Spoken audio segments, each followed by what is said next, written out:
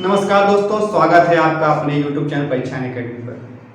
चलिए हम लोग पर्यावरण विषय पढ़ रहे हैं। हमारा जो टॉपिक है आज का है जैवमंडल रिजर्व। जैवमंडल रिजर्व जो कि हम स्वस्थानीय संरक्षण में पढ़ेंगे। स्वस्थानीय संरक्षण में पिछला हम वीडियो जो बनाए हैं एक नेशनल पार्क पे हो चुका है और वन्यजीव अभयारण्य पे हो चुका है, और ये आपका जो है इस पर जैवमंडल रिजर्व, इसमें हम स्वस्थानीय में कैसे संरक्षण करते हैं इसके बारे में जानते हैं। जैवमंडल रिजर्व क्या है, चलिए समझते हैं। तो जैवमंडल रिजर्व जैसा कि हम जानते हैं कि यूनेस्को द्वारा ये दिया गया था। जैवमंडल रिजर्व को यूनेस्को ने इसको दिया था। यूनेस्को क्या है, ये एक संस्था है, संयुक्त राष्ट्र संघ की एक संस्था है जिसकी स्थापना 1945 में की गई थी यूनेस्को की। तो यूनेस्को द्वारा प्राकृतिक और सांस्कृतिक रूप से एक सांकेतिक भागों के लिए दिया गया एक पदनाम है अंतर्राष्ट्रीय रूप में। इसको लिख के समझते हैं।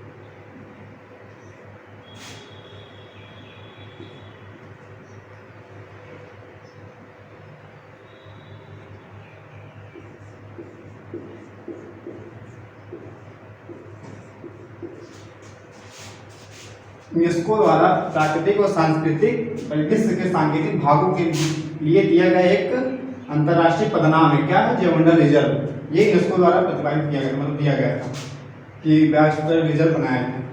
तो इसमें क्या किया जाता है, इसका मुख्य उद्देश्य जो है, इसमें करते क्या है, इसमें जो स्थलीय हमारी जो सीमा है,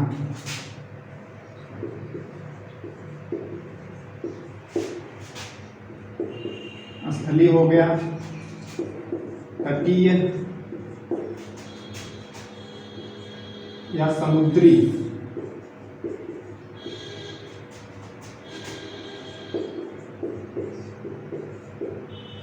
परितंत्र, स्थलीय, तटीय या समुद्री परितंत्र के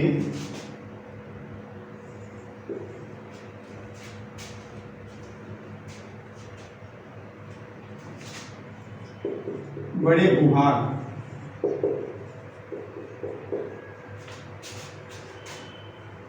को सम्मिलित करता है।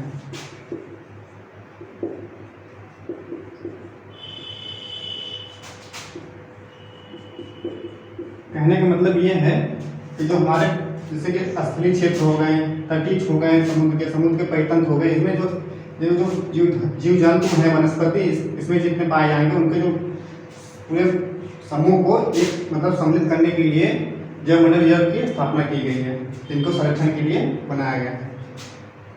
अब इसको बात करते हैं कि जैवमंडल रिजर्व सरकार द्वारा ये भी घोषित होता है।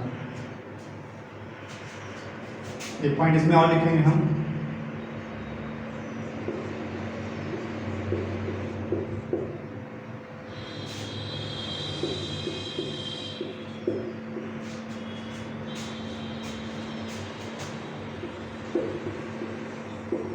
पौधों और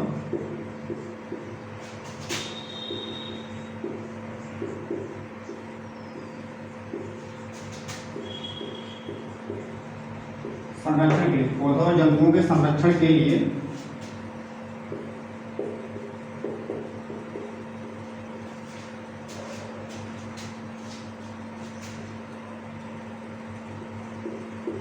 सरकार द्वारा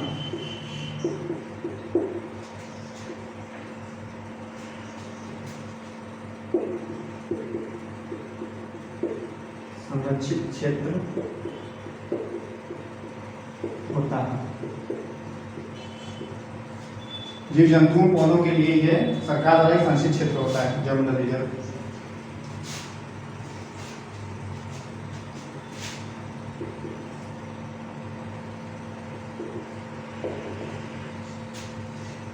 एक पॉइंट और लिखेंगे इसमें, इसकी विशेषता जैसे है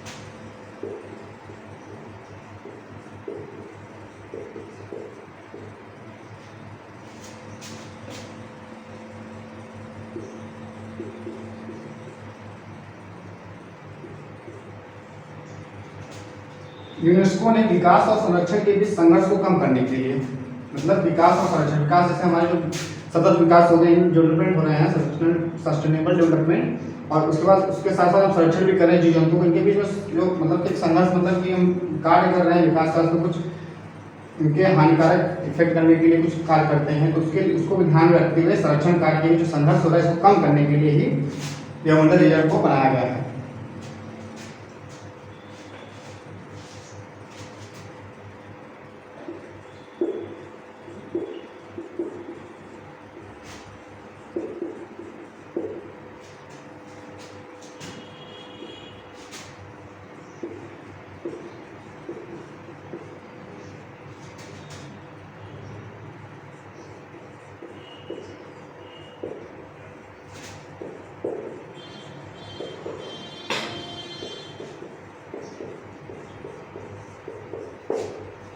एक पॉइंट ये है, आपका नोट कर लेंगे, यूनेस्को ने विकास और संरक्षण के बीच संघर्ष को कम करने के लिए प्राकृतिक क्षेत्रों के लिए जैव मंडल रिजर्व बनाया है। कुछ नोट्स करते हैं इसके बाद।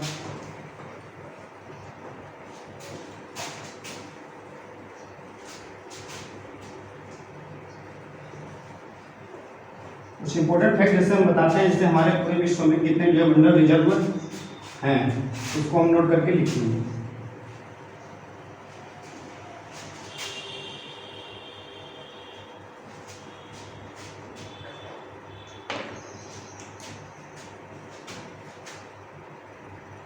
अब तक जैसे विश्व में हमारे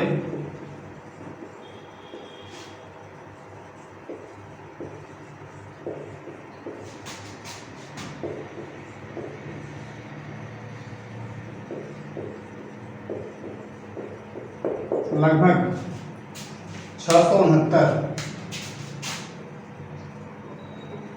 जैव मंडल रिजर्व हैं। अब एक पॉइंट और इसमें लिखेंगे नीचे कि भारत में कितने हैं।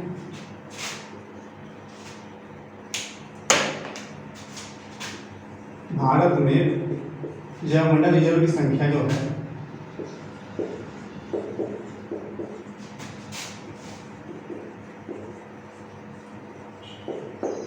18।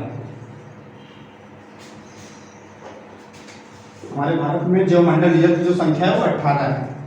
इनमें से 18 में से जो 10 हमारे बायोमंडल रिजर्व है, इसमें यूनेस्को ने world network of biosphere reserve में शामिल किया गया है। World network of biosphere reserve में इसमें से 10, 18 में से 10।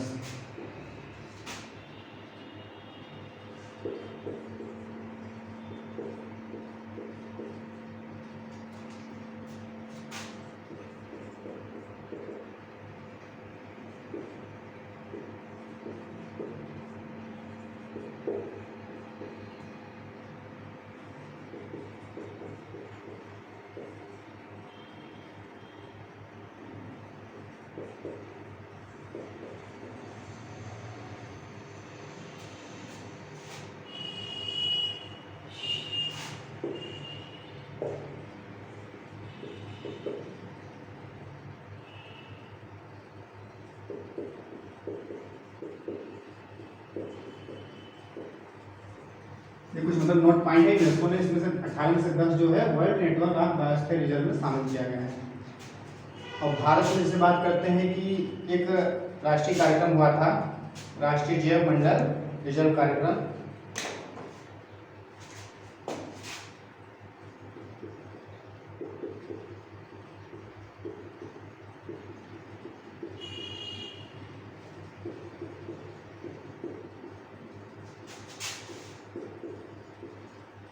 कार्यक्रम जो हुआ था 1986 में, इसमें अपने भारत में जैव मंडल रिजर्व की स्थापना समारोह की गई थी भारतीय राष्ट्रीय जैव मंडल रिजर्व कार्यक्रम के द्वारा।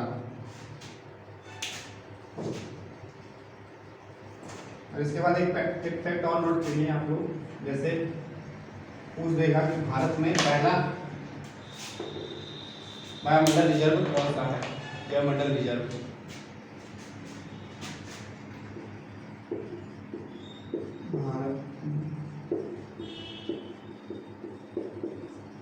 बायोस्फीयर रिजर्व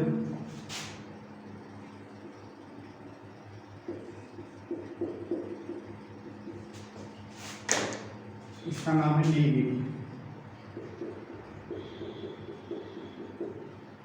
नीलगिरी को भारत का पहला बायोस्फीयर रिजर्व बनाया गया था 1986 में।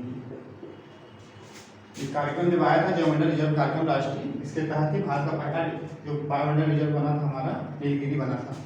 नीलगिरी हमारा जो है केरल, कर्नाटक, तमिलनाडु के क्षेत्रों में फैला हुआ है। पूरे मिला के तीनों राज्यों को यहाँ पे जैव मंडल रिजर्व घोषित किया गया था। अगला पॉइंट एक है आपका भारत का पहला तो हो गया, भारत का सबसे बड़ा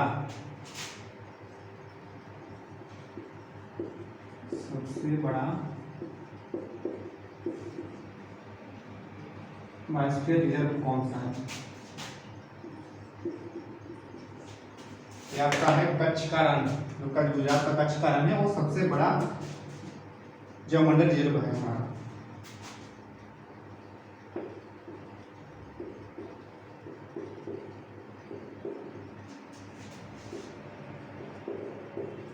गुजरात में। अब एक और पॉइंट बनेगा कि भारत का सबसे छोटा जैव मंडल रिजर्व कौन सा है, उसको भी लिख देते हैं।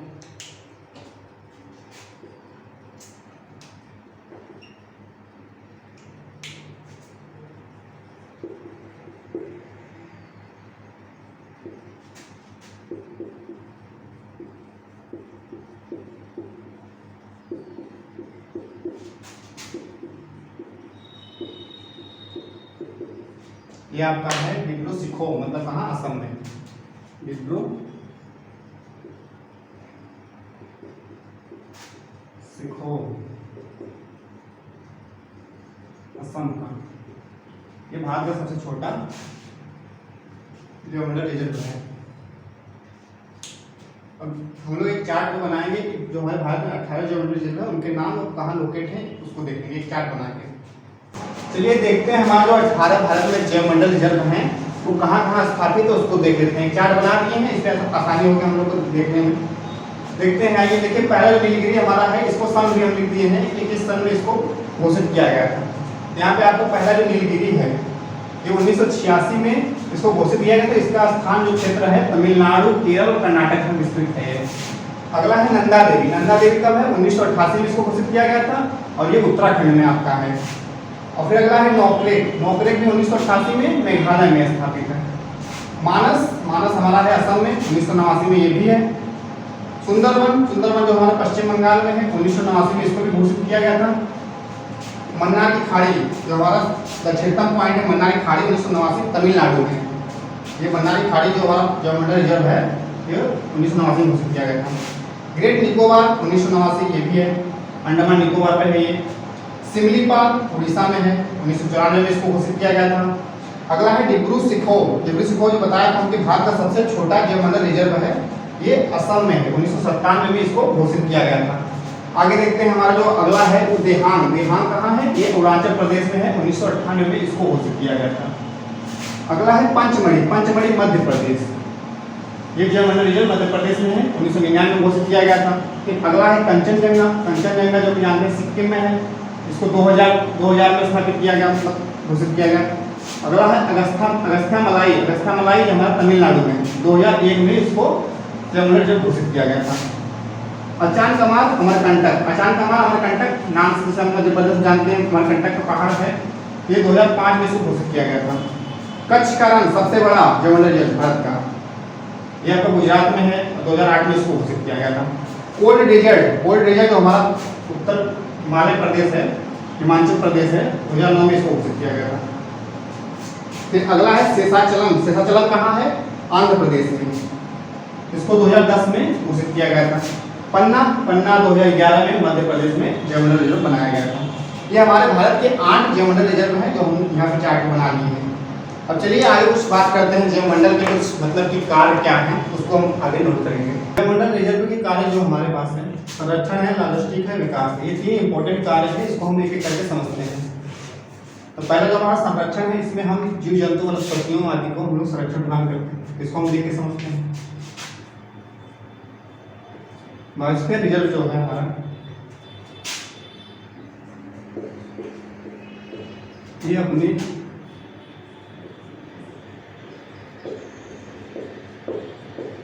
संरक्षणात्मक दायित्व के कारण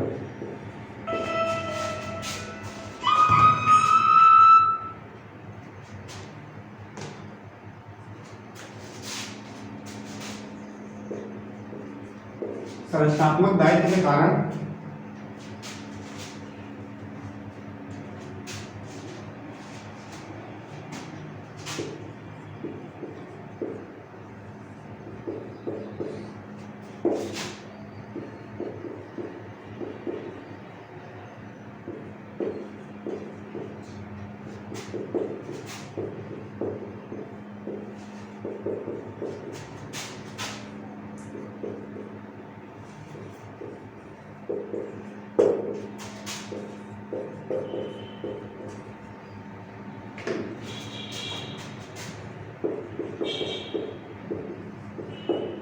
एक पॉइंट हम लिखे हैं, जैवमंडल रिजर्व अपने संरचनात्मक दायित्व के कारण ही विश्व भूमि हो गया, परितंत्र प्रजातियों आदि को संरक्षण प्रदान करता है। तो इसका जो दूसरा कार्य है लॉजिस्टिक। लॉजिस्टिक में क्या कार्य करेगा ये अपने, ये इसमें है कि ये अपने प्रमुख कार्य इसका होता है शोध कार्य। शोध कार्य करना है इसका प्रमुख कार्य। तो ये अंतर्राष्ट्रीय स्तर पर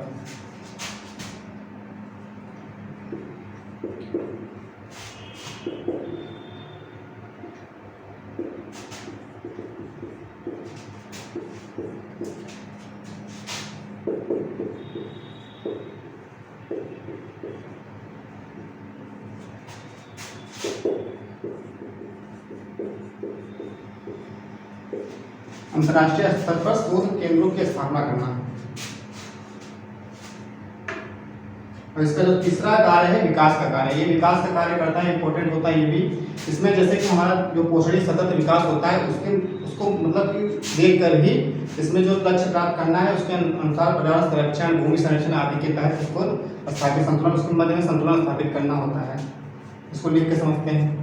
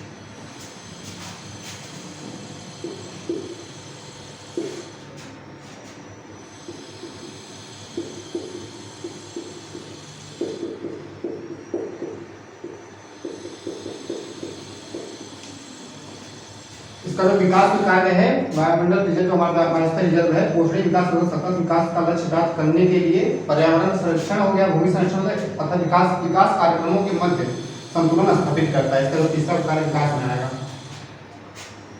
चलिए अब इसकी मतलब कि अगले पार्ट में लेते हैं कि वायुमंडल रिजर्व की संरचना क्या होगी। आगे हम पॉइंट देखते हैं जैवमंडल रिजर्व की संरचना क्या है। जैवमंडल रिजर्व की संरचना हम लिखे हैं, यहाँ पे 3 क्षेत्र आते हैं जैवमंडल रिजर्व की संरचना में। पहला है कोर क्षेत्र, जिसे कोर जोन कहते हैं, और दूसरा है मध्यवर्ती क्षेत्र, जिसे बफर जोन कहते हैं, तीसरा है संक्रमण क्षेत्र, जिसे ट्रांजिशन जोन कहते हैं। तो इसको हम समझेंगे एक एक करके, एक फिगर बना के उसको समझते हैं पहले कि संरचना में कैसे क्या होता है।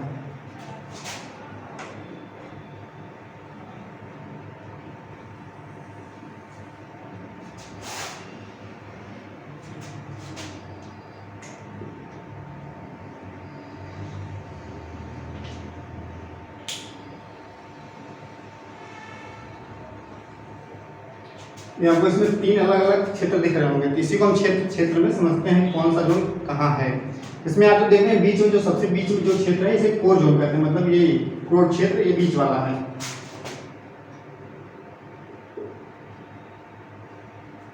और इसके जो बीच में जो इसके बाद जो सरकार दूसरे नंबर पे आता है उसे बफर क्षेत्र कहते हैं।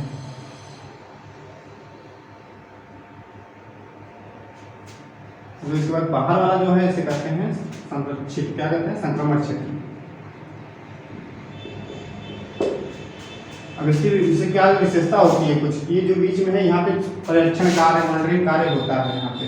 और जो बफर जोन होता है इसका सीमांकन, जैसे जो क्षेत्र होता है सीमांकन उसको क्षेत्र सीमित रहेगा। फिर इसमें जो कार्य होंगे, जैसे कि जो ज़्यादा मतलब कि विध्वंसक कार्य ना हो वहाँ पे, जैसे कि शिकार उकार करने जाते हैं तो उसे नहीं किया जाएगा वहाँ पे। और उस वहाँ पर्यटन क्षेत्र बन सकता है, किसी कार्य से पर्यावरण शिक्षण संबंधित कार्य करने के लिए वहाँ जा सकते हैं। यहाँ पर जैसे कि मानवीय गतिविधियाँ होती है, जबकि कोर में मानवीय गतिविधियाँ नहीं हो सकती हैं। और जो संक्रमण क्षेत्र होता है ये मानवीय विकास के लिए क्षेत्र घोषित किया जाता है। इस क्षेत्र में सभी कार्य होते हैं क्योंकि इसका सीमांकन लंबा होता है, ज़्यादा क्षेत्र फैला हुआ रहता है।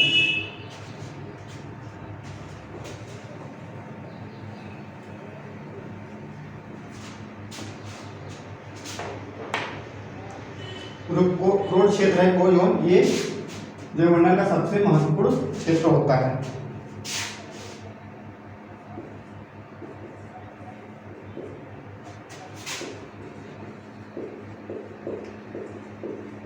सबसे महत्वपूर्ण आंतरिक क्षेत्र।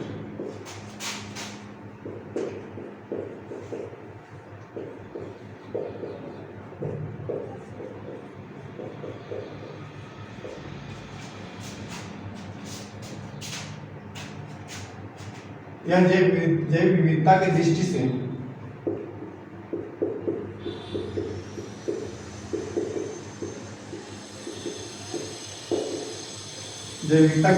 जीव जंतु, वनस्पतियों, महत्वपूर्ण पौधों,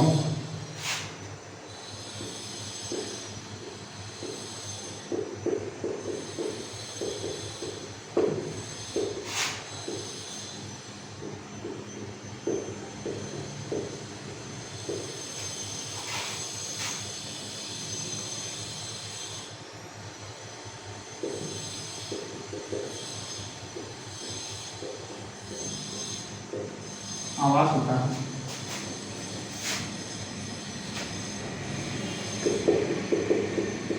मतलब इसको आवास घोषित किया जाता है पेड़ पौधों जंतुओं के प्राकृतिक आवास में। उनके अनुकूल प्रजातियों, जैसे प्रजातियों पेड़ पौधे जंतु अनुकूल प्रजातियां यहाँ पे विकसित मतलब आवास करेंगे। और इसमें मानवीय गतिविधियाँ नहीं होती हैं। एक पॉइंट इसमें लिख लेंगे, मानवीय गतिविधियाँ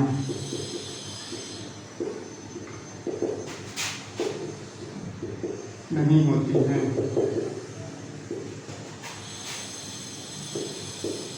यहाँ का जो कार्य होता है पर्यवेक्षण, नियमित मॉनिटरिंग कार्य करता है, पर्यवेक्षण कार्य करने अधिकारी लोग जाते हैं।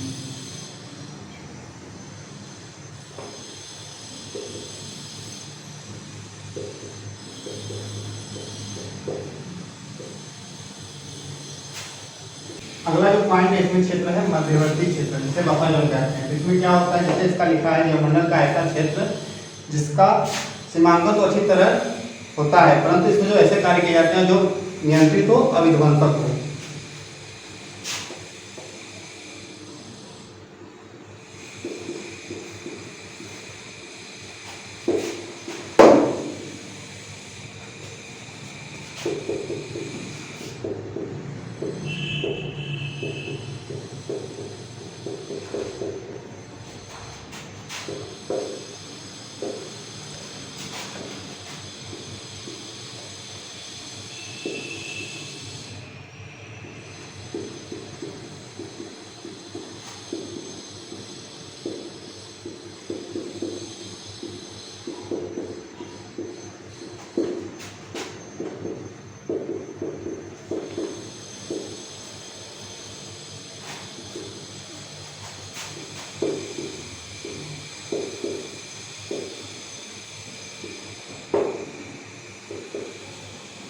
ये हमारा जो मध्यवर्ती बफर जो है, इसमें जैसे कि हम शोध कार्य हो गए, पर्यटन हो गए, सब कार्य इसमें किया जा सकता है।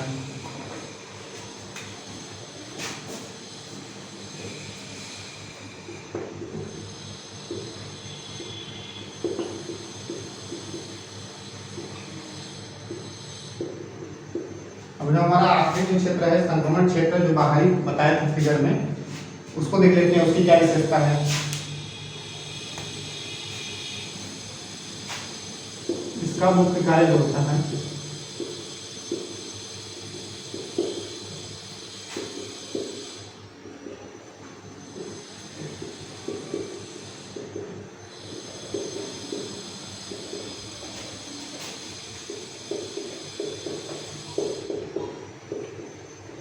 मानवीय विकास व योजनाओं से संबंधित होता है।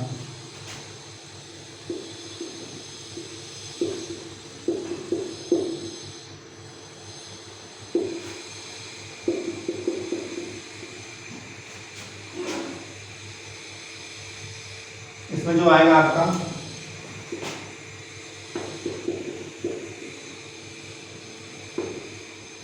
मनोरंजन क्षेत्र होगा और फसल क्षेत्र, मतलब जो कृषि कार्य करते हैं वहाँ के लोग निवास होती वजह होती।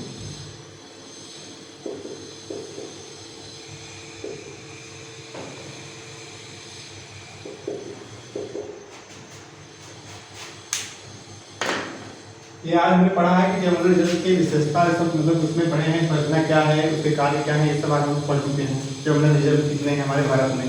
तो आज के लिए इतना ही, फिर अगले वीडियो में मिलेंगे। आज के लिए धन्यवाद। हमारे चैनल को लाइक कीजिए, सब्सक्राइब कीजिए।